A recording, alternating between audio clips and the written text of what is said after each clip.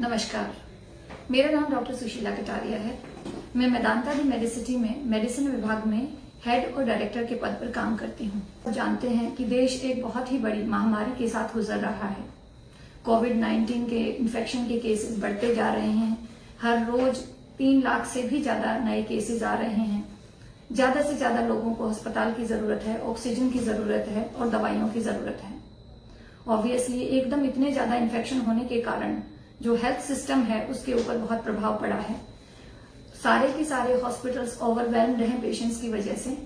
सो ऐसे समय में हम ऑक्सीजन और दवाइयों का और अस्पताल के बेड का अच्छे से अच्छा इस्तेमाल कैसे कर सकते हैं और कैसे हम ये कर सकते हैं कि हमें इस मुसीबत से निकलने में आसानी रहे, पेशेंट्स जल्दी ठीक हो जाएं।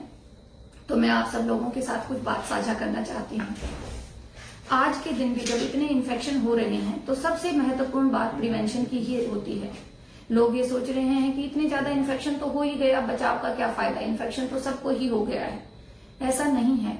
अभी भी हमारी आधे से ज्यादा जो जनता है वो अनइन्फेक्टेड है, जिनको अभी संक्रमण नहीं हुआ है। आपने सुना होगा वो 1 स्टिच इन टाइम सेव्स 9 की जो बचाव है वो इलाज से बेहतर होता है।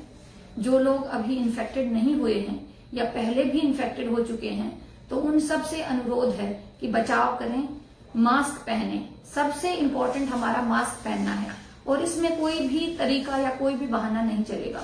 हम कभी भी मास्क के साथ पैदा नहीं हुए थे, इसलिए मास्क पहनने के लिए हमें आदत डालनी होगी, वो भी सही तरीके से। मैं पेशेंट्स को सुनती हूँ कि अक्सर कि जी हमारा दम घुटता है या हम इसमें सांस नहीं ले पाते।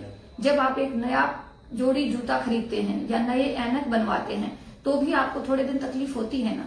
मास्क जब आप पहनेंगे तो बहुत स्वाभाविक हो जाएगा और उसको सही तरीके से पहने।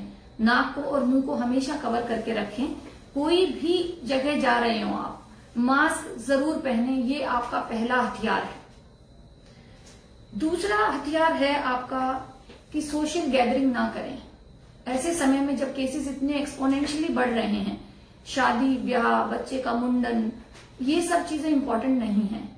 जब तक बहुत जरूरी ना हो आपके सर्वाइवल के लिए इकट्ठा होना, सोशल गैदरिंग्स प्लीज नहीं करिए। सबसे ज्यादा आप मैं जो देख रही हूँ संक्रमण कहाँ हो रहे हैं, शादियों में से लौटे लोगों में या किसी की अनफॉर्चुनेट डिमाइस पर गए हुए लोग जो शोक प्रकट करने जाते हैं, वहां बैठते हैं, बातचीत करते हैं, चाय पानी पीते हैं, इन सब जगहों पर सबसे ज्यादा संक्रमण हो रहे हैं। सो किसी भी तरह की सोशल गैदरिंग का हिस्सा ना बने अनटिल अनलेस ये सर्वाइवल के लिए जरूरी ना हो। जब हम प्रिवेंशन की बात करें और वैक्सीनेशन की बात ना करें तो ये सही नहीं होगा। बहुत कुछ कहा गया है कि वैक्सीन की सेफ्टी क्या है, एफिकेसी क्या है, क्यों लगवाएं हम वैक्सीन या उसका क्या फायदा होगा। वैक्सीन लगवाने के बाद भी लोग संक्रमित हो रहे हैं तो कई लोगों के मन में भ्रम पैदा हो रहे हैं कि वो वैक्सीन लगवाएं या ना लगवाएं। सो मैं आपको फर्स्ट हैंड ये एक्सपीरियंस बताती हूँ कि जो लोग वैक्सीन के बाद भी संक्रमित हो रहे हैं उनमें 90-95% कोई भी सिम्टम नहीं आ रहे हैं या बहुत ही मिनिमल सिम्टम्स आ रहे हैं। उनको अस्पताल में भर्ती होने की जरूरत नहीं पड़ रही, उनको आईसीयू जाने की जरूरत नहीं पड़ रही, उनमें मोर्टेलिटी नहीं हो रही है। सो अल्टीमेटली डिजीज को स्प्रेड होने से रोकने के लिए, सर्वाइवल के लिए और हेल्थ अस्पताल में बेड के ऊपर प्रेशर कम करने के लिए वैक्सीनेशन बहुत जरूरी है। वैक्सीनेशन कोई भी आप लगवाएं, सारे प्रूवन एफिकेसी के साथ ही मार्केट में आए हैं। लेकिन जब आप वैक्सीनेशन सेंटर पर जाएं तो इस बात का प्लीज ध्यान रखिए कि आपने मास्क प्रॉपरली पहना हुआ हो और मास्क घर से पहनकर जाएं और घर पर आने के बाद ही उतारें। सो वैक्सीनेशन आपका एक इम्पोर्टेंट डिफेंस मैकेनिज्म है और इस सारी बीमारी के मेस से निकलने में हमारा एक बहुत महत्वपूर्ण हथियार है। सो जब भी आपका मौका लगे, अब 1 मई से तो 18 साल से ज्यादा उम्र के सब लोगों को वैक्सीनेशन उपलब्ध होगा। सो वैक्सीनेशन करवाएं, सुचारू रूप से करवाएं, क्योस ना फैलाएं और भ्रांति से बिल्कुल बचकर रहिएगा। इसके बाद हम 3 महत्वपूर्ण बातों पे आते हैं कि टेस्टिंग में बहुत लंबी लाइन है, जो टेस्ट नहीं हो पा रही या रिजल्ट ज्यादा आ रहे हैं, उसको थोड़ा सा कम करने के लिए हम कम से कम इस बात पर ध्यान दें कि जो लोग एक बार टेस्ट हो गए हैं प्लीज बार बार रीटेस्टिंग ना करवाएं। आप एक बार टेस्टिंग हो गई है, आप पूरी तरह से अपने आप को आइसोलेट करिए 2 हफ्ते के लिए, अपना इलाज करवाइए, अपने स्वास्थ्य का ध्यान रखिए। बार बार टेस्ट करवाने से कोई भी ना तो आपकी क्लिनिकल कंडीशन पर कोई फर्क पड़ेगा ना स्प्रेड पर। जो लोग कम सिम्टम्स वाले हैं वो सोचते हैं मैं जल्दी से टेस्ट करवा लूं, नेगेटिव हो जाए और मैं बाहर आ जाऊं। ये बात बिल्कुल सही नहीं है। जो संक्रमण को रोकने के लिए आपको ईमानदारी से 14 दिन की सोशल जो होम आइसोलेशन है या हॉस्पिटल आइसोलेशन है या इंस्टीट्यूशनल आइसोलेशन है वो करना ही करना है। बहुत सारे लोग भीड़ बढ़ा रहे हैं और लैब्स पे बर्डन कर रहे हैं अपना एक ही बार का टेस्ट 5-5 बार रिपीट करवा के। टेस्ट जो कोविड में है डेड वायरस की वजह से भी पॉजिटिव आएगा और कई बार एक बार संक्रमित होने के बाद टेस्ट 6 से 12 हफ्ते तक पॉजिटिव हो सकता है, पर 14 दिन के बाद वो वायरस डेड हो जाता है, उसमें संक्रमण फैलाने की क्षमता नहीं रहती। तो इसलिए टेस्ट हो गया, पॉजिटिव आ गए, अच्छे से आइसोलेट करिए 2 सप्ताह तक मिले जुले नहीं, फुल प्रिकॉशन रखें और बार बार टेस्ट बिल्कुल नहीं करवाएं। दूसरी बात, लोगों में अस्पताल बेड में न मिलने के कारण बहुत अफरा तफरी फैल रही है। जो नीडी मरीज हैं वो एक जगह से दूसरी जगह जा रहे हैं।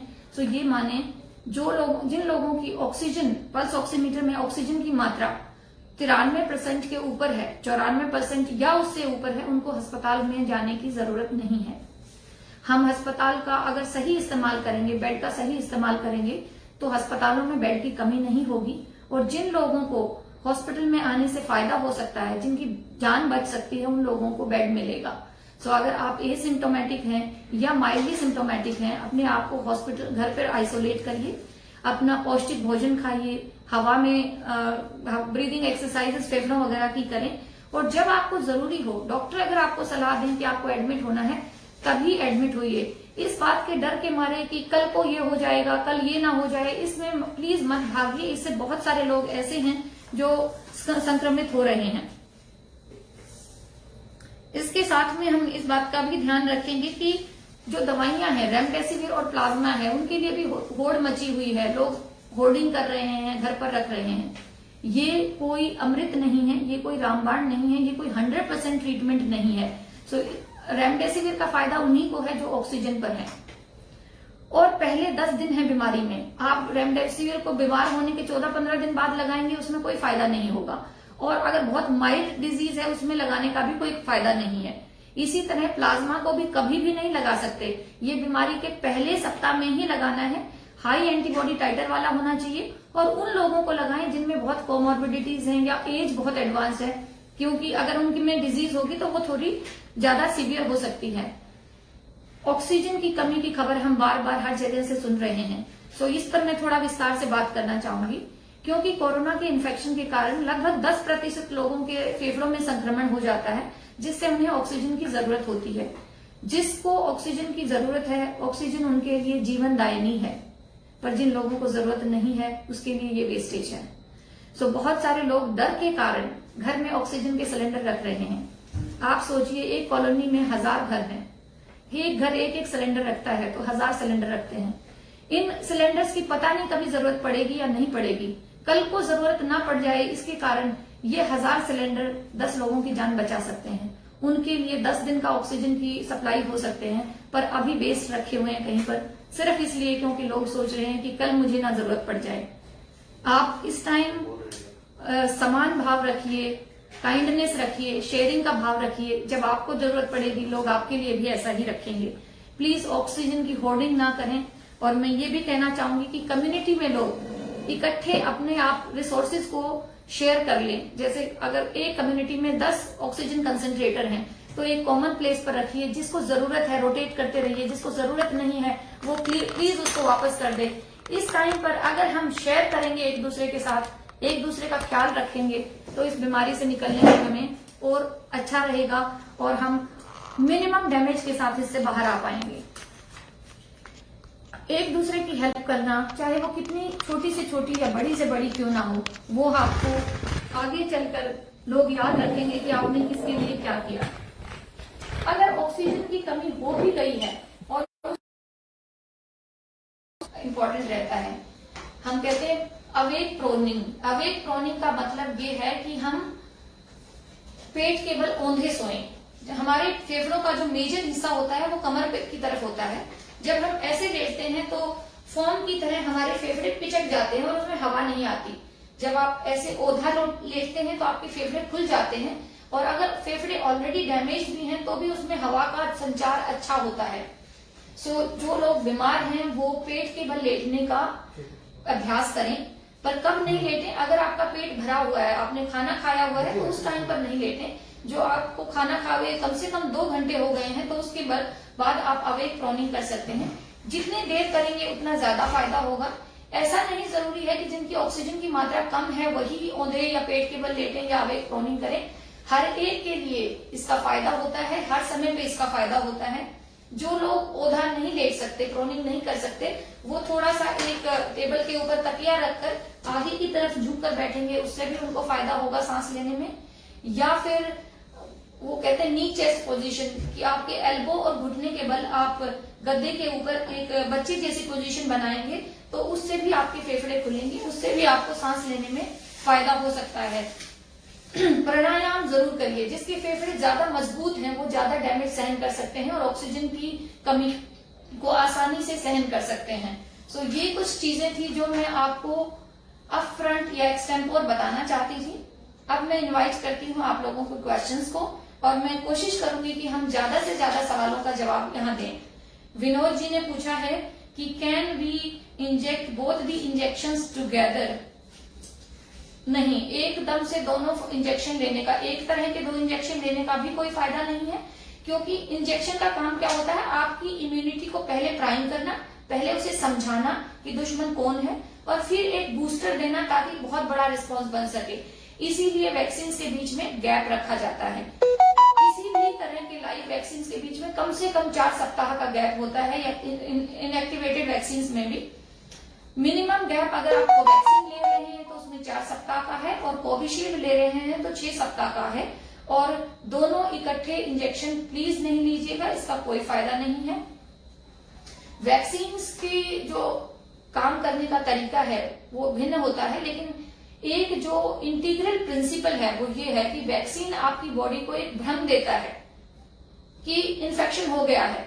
ये आपके जैसे आप एक ड्रिल करते हैं, किसी भी तरह की ड्रिल करते हैं कि जी फायर होगी तो क्या होगा, चोर आएगा तो क्या होगा।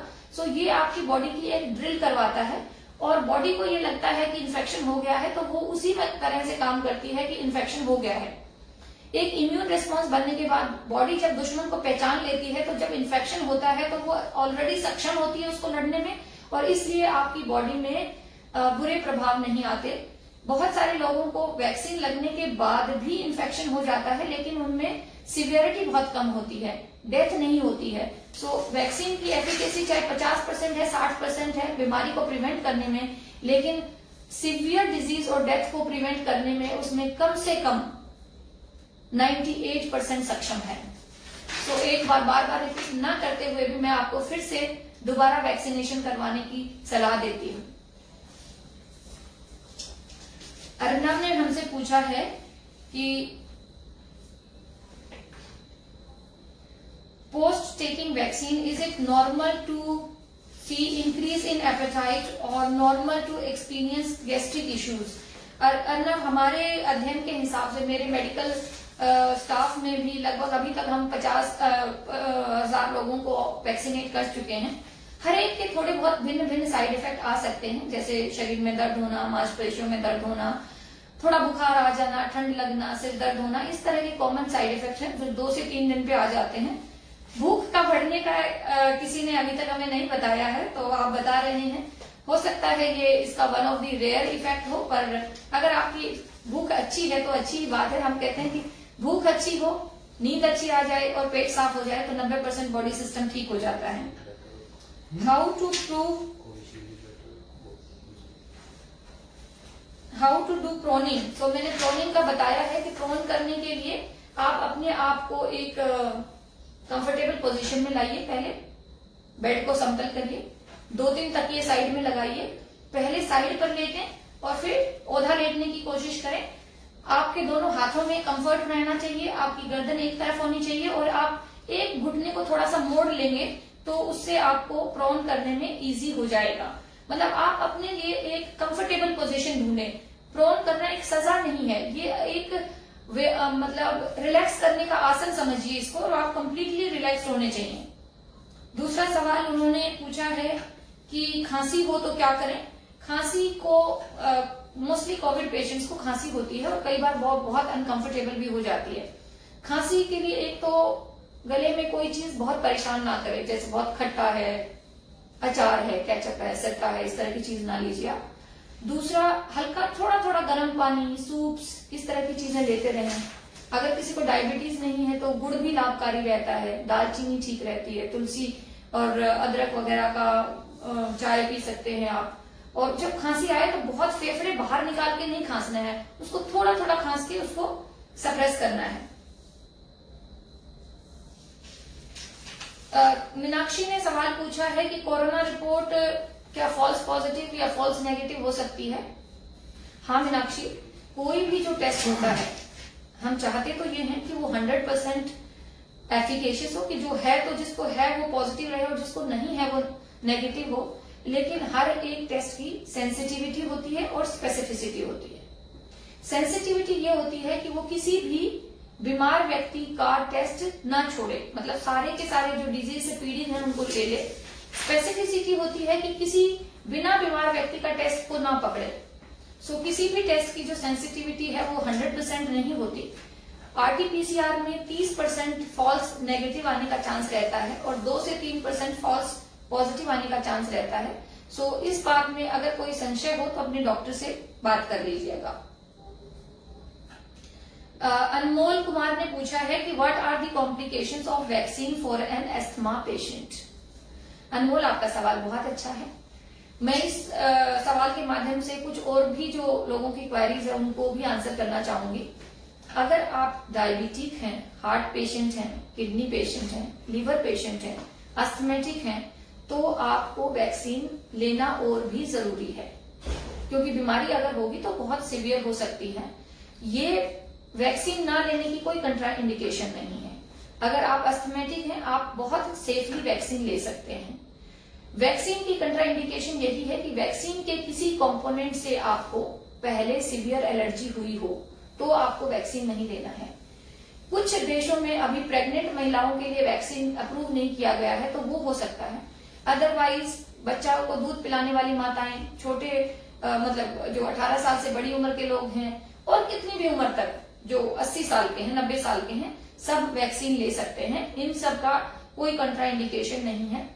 कुछ लोग जो दवाइयां ले रहे हैं, कॉमन सवाल होता है, एस्प्रिन, क्लोपिडोग्रिल और ब्लड थिनर्स, वो लोग भी ले सकते हैं।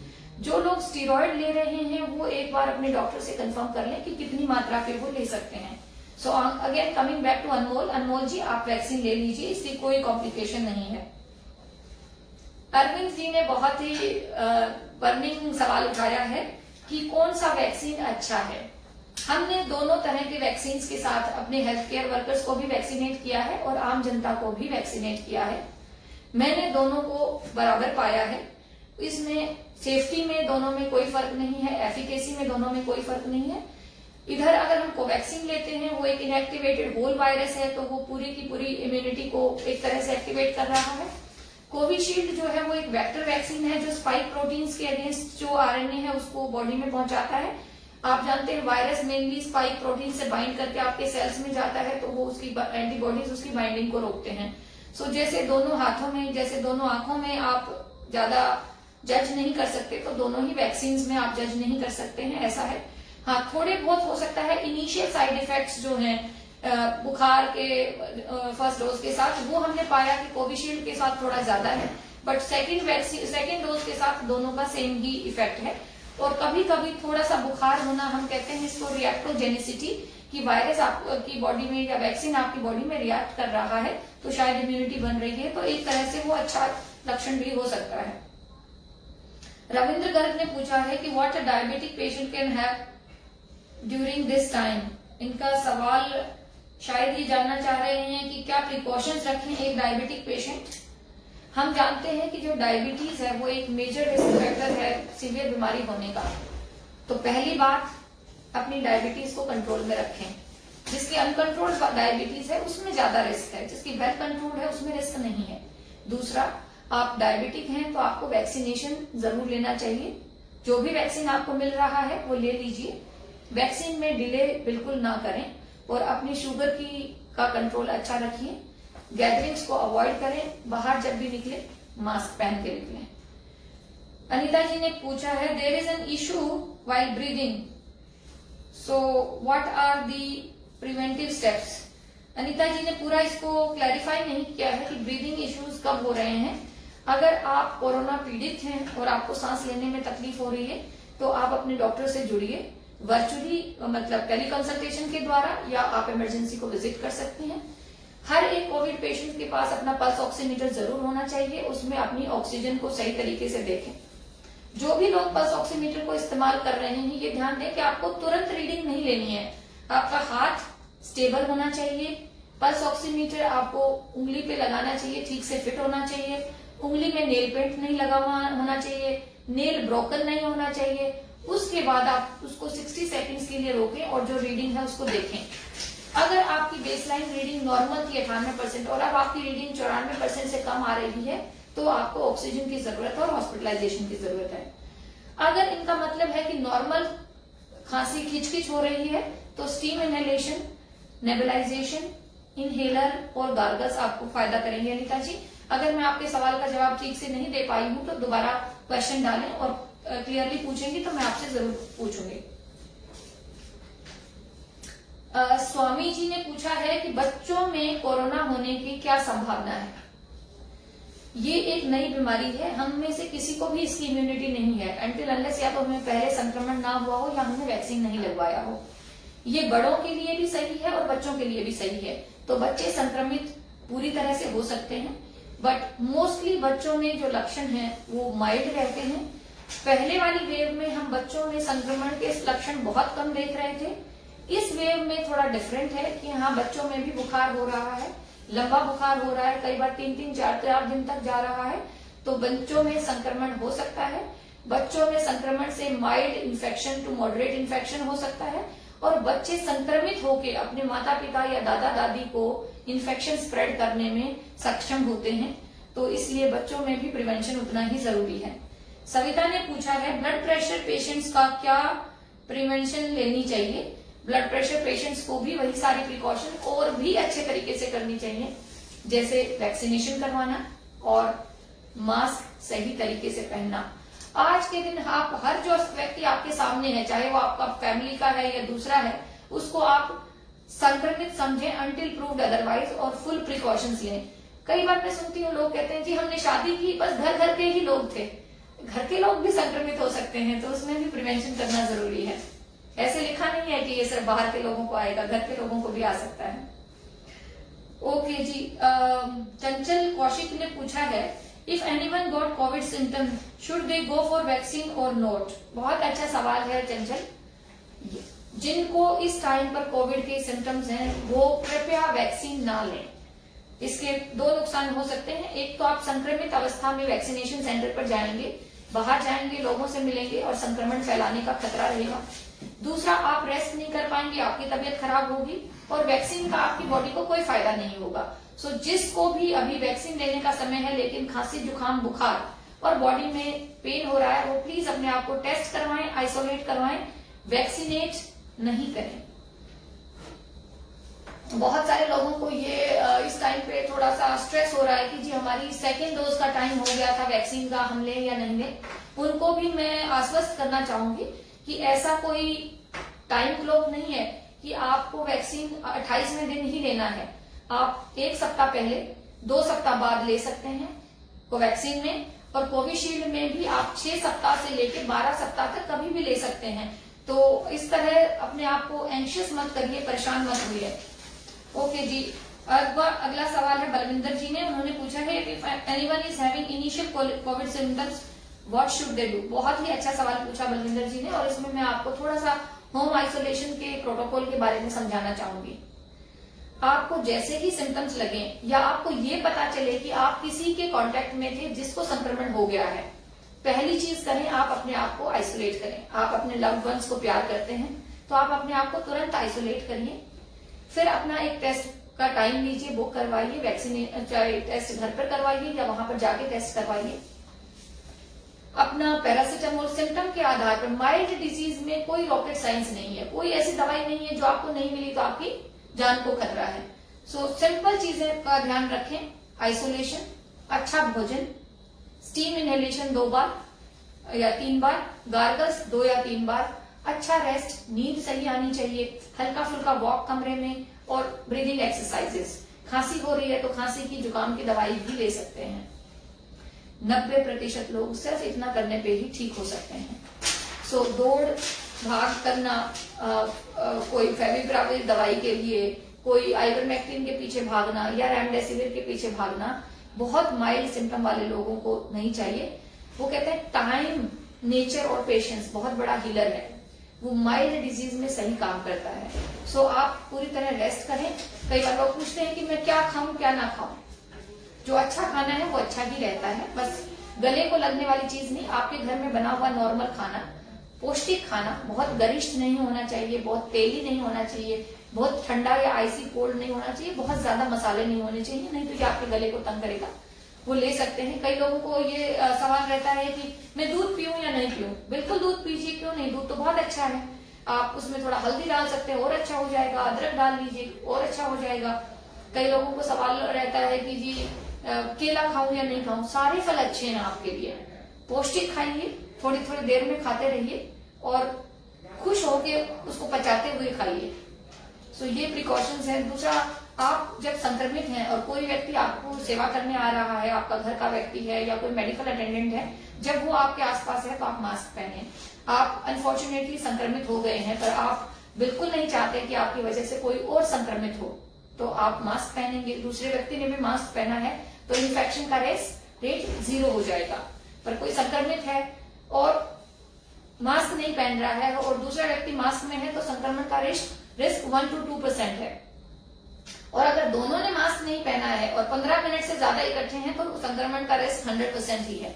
सो खाना पीना, स्टीम, गार्गल, रेस्ट और चिंता नहीं करना। सबसे ज्यादा इंपॉर्टेंट है आपकी मेंटल स्ट्रेंथ। आपने सुना होगा, मुझे बताने की जरूरत नहीं, मन के हारे हार है, मन के जीते जीत। शरीर से तो आप जीत ही जाएंगे, मन से मत हारिए। ये मत सोचिए मुझे कोविड हो गया है तो हाय मेरा क्या होगा, मैं मर जाऊंगा। इवन मैंने ये देखा है कि जो लोग आईसीयू में भी हैं, 10 लाइन से 10 लोग लेते हुए होंगे, जिस व्यक्ति का मन मजबूत होता है, उसकी चाहे ऑक्सीजन रिक्वायरमेंट सबसे ज्यादा हो, वो सबसे पहले आईसीयू से बाहर आता है। सो आप घबराइए नहीं। ये सोचिए, जैसे वो कहते हैं ना, अर्जुन का लक्ष्य आंख था, आपका लक्ष्य एक ही होना चाहिए, मुझे ठीक होना है, जिंदा रहना है और ठीक होकर बाहर निकलना है। अगला सवाल गौरव का है, ग्रामीण क्षेत्र के कंपैरिजन में शहरों में कोरोना का कहर ज्यादा है, ऐसा क्यों है? गौरव, ये बिल्कुल सही आपने कहा है कि ग्रामीण क्षेत्र के बजाय शहरों में ज्यादा हो रहा है। इसके कारण एक तो जो कहते हैं ना, जनसंख्या घनत्व, पॉपुलेशन डेंसिटी शहरों में ज्यादा है। एक ही बिल्डिंग में बहुत ज्यादा लोग रहते हैं तो एक को होता है तो जल्दी स्प्रेड करता है। दूसरा कारण है इल वेंटिलेशन। गांव में घर यूजली 1 मंजिल 2 मंजिल के होते हैं, उसमें एक दरवाजा होता है, एक झरोखा होता है, एक खिड़की होती है। शहरों में सेंट्रल एयर कंडीशनिंग के चक्कर में वेंटिलेशन नहीं होती तो वायरस सर्कुलेशन में रह सकता है 15-20 मिनट तक, आधे घंटे तक। तो उस एरिया में जो बैठे हुए लोग हैं उनको संक्रमण जल्दी होता है। ये बात तो रही कम होने की, लेकिन अब धीरे धीरे रिपोर्ट्स आ रही हैं कि ये जो संक्रमण है गांव तक फैल गया है। तो गांव के लोग बिल्कुल इस तरह से निश्चिंत ना बैठे कि गांव में तो हो ही नहीं सकता। जो प्रिकॉशन है, जो प्रिवेंशन है, वो सबके लिए है, आपके लिए भी है। और गांव में अगर किसी को ऐसा संक्रमण का वो लगता है तो अपना अलग से, जैसे गांव में बैठक होती है ना, बैठक है या कोई नोरा है, वहां जाकर अपना आइसोलेट करें अपने आप को, पूरे परिवार को ना फैलाएं। जो भी जिस भी दिन को, ये ना सोचे मेरे को तो नॉर्मल वायरल होगा। मैं बता रही हूँ, आज के दिन जिसको भी शरीर में हल्का सा भी भिन्न फील हो रहा है, चाहे वो शरीर में दर्द है, चाहे सिर्फ गला खराब है, चाहे जुकाम है या बुखार है, किसी भी कारण की वजह से आइसोलेट कर लीजिए। बाद में जो कारण है उसका डायग्नोसिस होता रहेगा, लेकिन आइसोलेट कर लीजिए अभी। सुमित ने पूछा है कि रेमडेसिविर नहीं मिल रही है तो उसका क्या विकल्प है? अभी मैंने बताया कि रेमडेसिविर का नाम रेमडेसिविर है, रामबाण नहीं है। रेमडेसिविर सिर्फ उन लोगों के लिए काम करेगी जिनको ऑक्सीजन की जरूरत है और जो बीमारी के पहले दिन में है। बहुत लेट होने पर इसका कोई रोल नहीं है, बाद में भी नहीं है। और ये रेमडेसिविर तो पिछले 7-8 महीने से आई है, उससे पहले भी कोरोना के पेशेंट्स का इलाज हो रहा था। सो हम अपना सपोर्टिव सिस्टम रखें, जिनको ऑक्सीजन की जरूरत है उनको ऑक्सीजन दें, स्टीरॉइड्स दें, ब्लड थिनर्स वगैरह दें, और जिनको ज्यादा संक्रमण है उनको टोसिलिजुमैब दें। अगर रेमडेसिविर नहीं अवेलेबल है सिवियर पेशेंट्स के लिए भी, तो भी ये 4-5 चीजें सही करने से वो ठीक हो जाएंगे। आप और मैं उन लोगों को कहना चाहती हूँ जो रेमडेसिविर की होर्डिंग कर रहे हैं कि हमें शायद कभी जरूरत ना पड़ जाए, जब आपको जरूरत पड़ेगी तो पर्याप्त होगा। अभी जिसको जरूरत है कृपया उसको दे दीजिए। अर्नब कुमार ने पूछा है, if the patient is allergic to some antibiotic then when which medicine to be prescribed after vaccination for coughing with high amount of cough. एक ये और बहुत अच्छा सवाल उठाया है अर्नब ने कि आप पहली बात तो ये एलर्जी का मतलब समझिए, फिर उसके बाद हम बात करेंगे कि नॉर्मल वायरल फीवर में एंटीबायोटिक का क्या रोल है। किसी दवाई का साइड इफेक्ट एलर्जी नहीं होता। कुछ लोग कहते हैं कि मेरे को दवाई खाने से मेरा पेट खराब हो गया, दस्त लग गए या मेरा जी मितली करने लग गया, वो उसका साइड इफेक्ट है, वो एलर्जी नहीं है। एलर्जी का मतलब है शरीर में चकत्ते आ जाना, लिप्स का सूज जाना, ब्लड प्रेशर का कम हो जाना या सांस न ले पाना। इसको हम ड्रग एलर्जी की कैटेगरी में मानते हैं। जिस भी दवाई से जिस भाई बहन को अगर एलर्जी होती है, कृपया उसका नाम हमेशा खोद कर रखें, उसका नाम हमेशा अपने पास याद रखें। इतनी तरह की दवाइयां हैं, ये बहुत मुश्किल हो जाता है किसी भी टेस्ट से पता करना कि आप कौन सी दवाई से एलर्जिक हैं। हिस्ट्री से बेहतर एलर्जी में कोई कारगर नहीं है। और एंटीबायोटिक भी बहुत तरह की होती है। अगर आप एक दवाई से एलर्जिक हैं तो शायद उसकी पूरी क्लास से एलर्जिक होंगे, तो दूसरी क्लास ऑफ मेडिसिन डॉक्टर आपके लिए इस्तेमाल कर सकते हैं। तो जो लोग एलर्जिक हैं, 2 चीजों का ध्यान रखें, कौन सी दवाई काम नहीं करती और कौन सी दवाई आपने पहले ली थी और कोई एलर्जी नहीं हुई। ये आपके आगे के ट्रीटमेंट में बहुत फायदा करेगा। दूसरा सवाल इसमें है कि खांसी जुकाम होने पर क्या एंटीबायोटिक लेना जरूरी है। मोस्टली खांसी जुकाम या तो एलर्जिक होते हैं या वायरल होते हैं। जिनका नाम ही वायरल है उसमें एंटीबायोटिक का कोई काम नहीं। ये तो ऐसी बात हुई कि जाना तो दिल्ली था और आप जयपुर जा रहे हैं। सो जब तक खांसी है उसके लिए सूदिंग दवाइयां लें, स्टीम लें, एलर्जी लें। एंटीबायोटिक का रोल तभी है अगर आपके बलगम में पीला या हरा आ रहा है या आपके फेफड़ों में संक्रमण है, निमोनिया वगैरह है और डॉक्टर आपको दें, तो एंटीबायोटिक अगर कोई एलर्जिक है तो दूसरी क्लास ऑफ एंटीबायोटिक चूज की जा सकती है।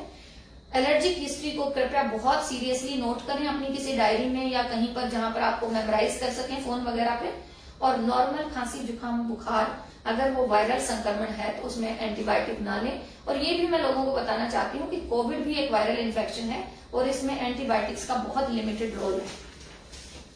अगला सवाल है सुमित का। सुमित का सवाल हमने ले लिया था, रेमडेसिविर का पूछा था उन्होंने।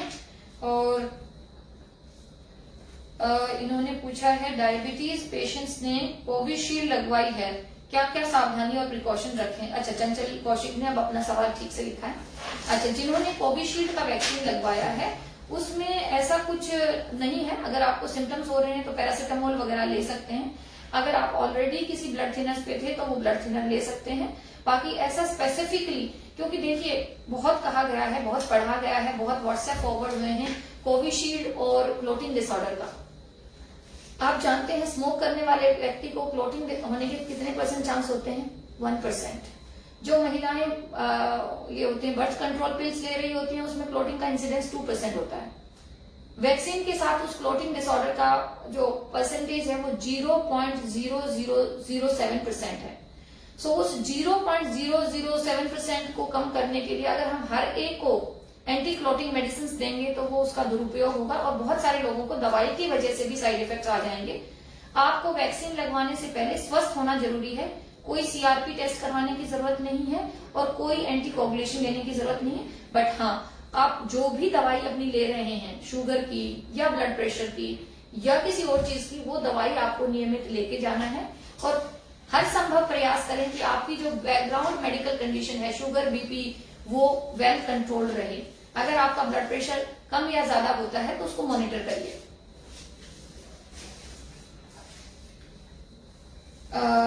अजेंदर ने हमसे सवाल पूछा है, the general trend is coming in patients Covid positive and typhoid positive. Covid positive require good diet but typhoid restricted for the diet.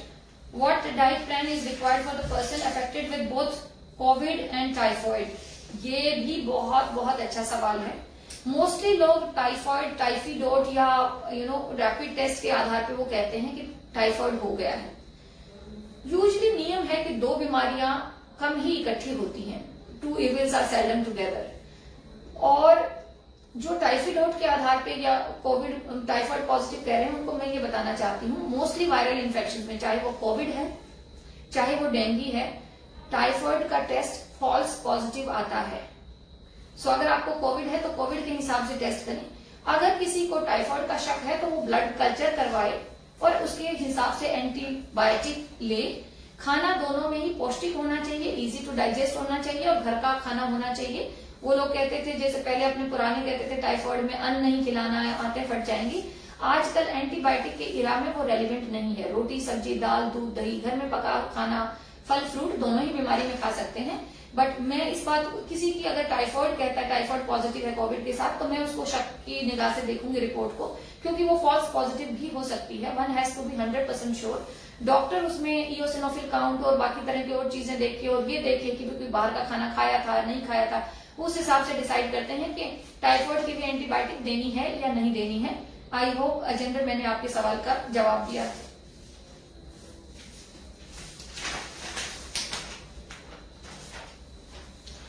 Meenakshi Garg ने पूछा है, if a child is under the age of 18 years get infected what should be given. जी बहुत अच्छा सवाल है मीनाक्षी। बच्चों में कोविड की जब बीमारी हो जाती है तो जब हल्की होती है तो आप, मैंने कहा जैसे लक्षण के आधार पर उसका ट्रीटमेंट होता है, सिम्टोमेटिक ट्रीटमेंट की। बुखार है तो बुखार की दीजिए, खांसी है तो खांसी की दीजिए, जुकाम है तो जुकाम की दीजिए। कुछ बच्चे अगर गंभीर बीमारी से पीड़ित हो जाते हैं, संक्रमण हो जाता है उनमें, तो वही दवाइयां, मोस्टली वही दवाइयां कुछ को छोड़कर बच्चों में दी जा सकती हैं। रेमडेसिविर बच्चों में दी जा सकती है और स्टीरॉयड भी बच्चों में दिए जा सकते हैं। अगर किसी को जरूरत है बच्चे को तो टोसिलिजुमैब भी दी जा सकती है। डॉक्सीसाइक्लिन यूजुअली अवॉइड किया जाता है बच्चों में, HCQS भी अवॉइड किया जाता है।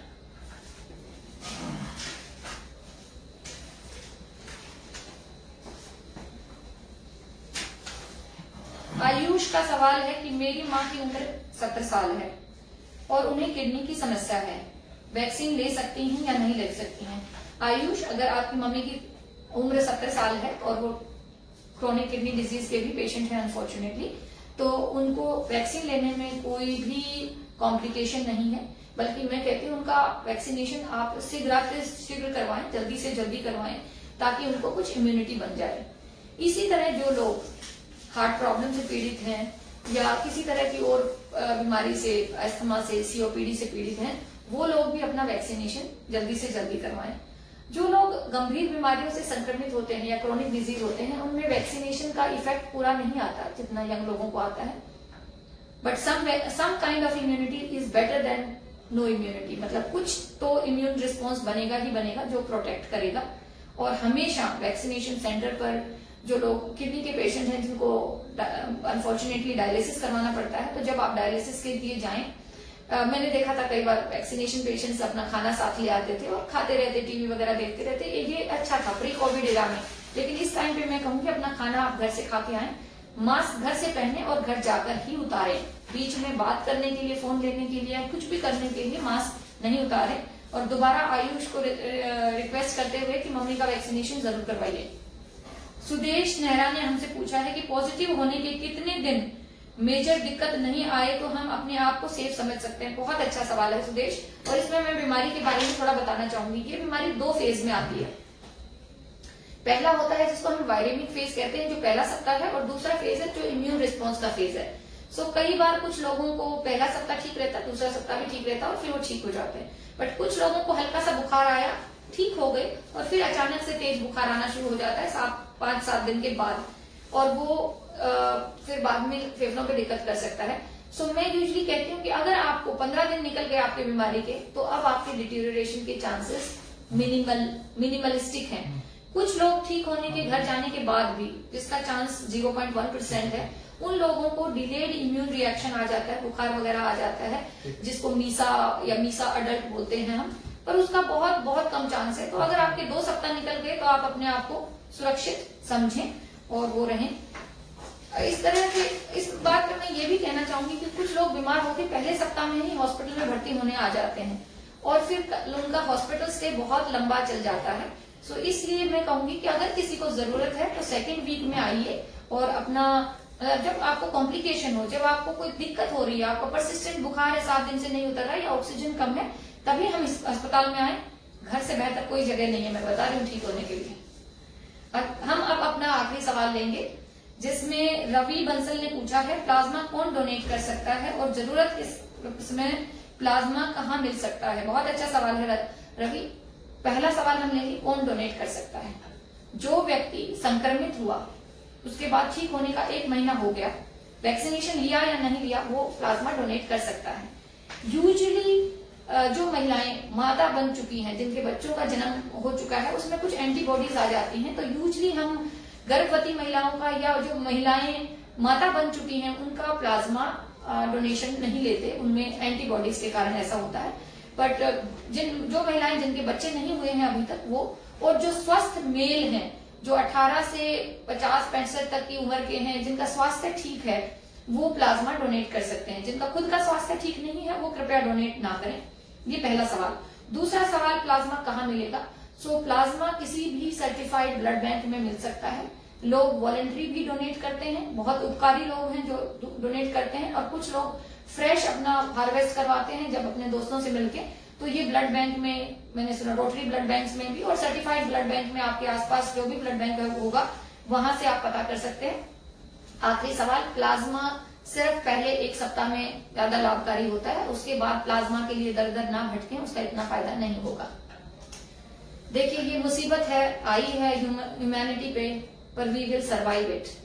ठीक तो हम हो ही जाएंगे। तब तक let's be kind to each other, let's be hopeful, let's be sharing with each other. Better times will come. Thank you very much.